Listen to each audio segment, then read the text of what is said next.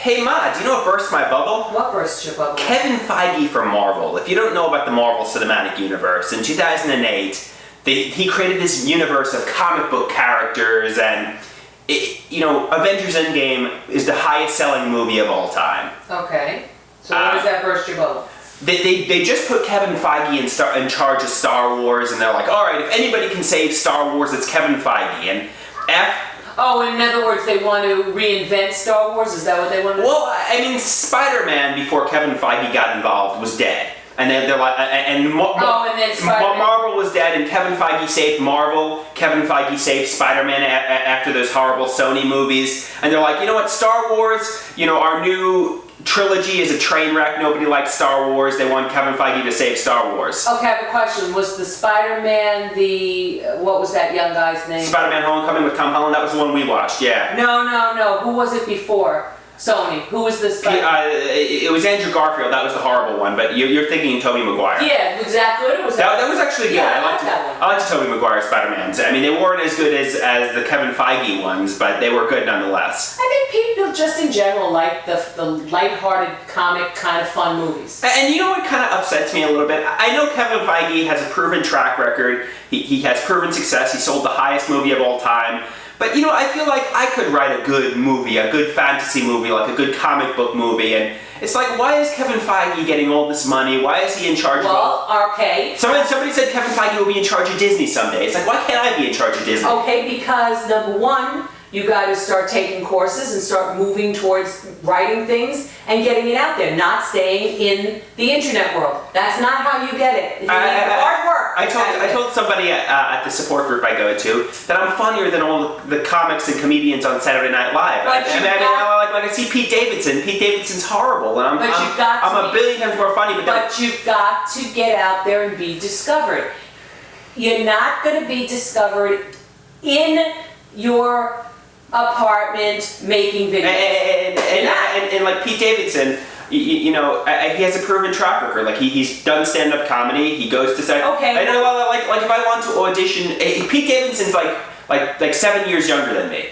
If I want to audition for Saturday Night Live, I have to prove that I'm a proven stand-up comic. You got to get out there and go to stand-up comedy. It's just really unfortunate that I've lost so much time. Okay, but you know what? Don't live in the past. Live in the future. Get out there and start making it happen if that's your dream. And I have been going to my support group more. But go to stand-up nights try to get anybody to join you and go to stand-up nights. Write material, real material that make people laugh, people can relate to. People have to be able to relate to what you're talking about.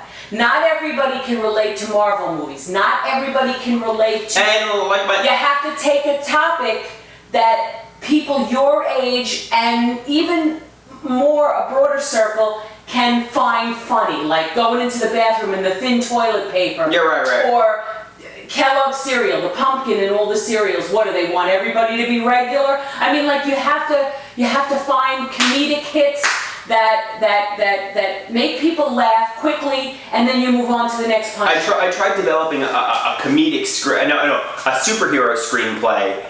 And my psychiatrist told me, there's so many superhero movies in Hollywood today, like Marvel, DC. They're not going to hire you to do a superhero movie. The thing I should write is a comedic screenplay about mental illness. Oh, and you could look. I watched on America's Got Talent. There was a guy. I'm not going to be the next Kevin Feige, the next superhero guy, but I might be the next hero to the people with the mental illness. There you go. And you could go around the country telling jokes and making people laugh at the dry mouth and making people laugh at, well, how many medicines are you on? Or, right. I'm manic today, and I went around the mall 100 times. Gee, well, how did my sneakers get worn out? Like things that are funny to people, that are comical when you scratch your head when you have anxiety and you have to get on and off an elevator at every floor because you don't want to be in that elevator alone. Right. I mean, it's hysterical if somebody's watching the video. They're going like this. They get whiplash watching the person get on and off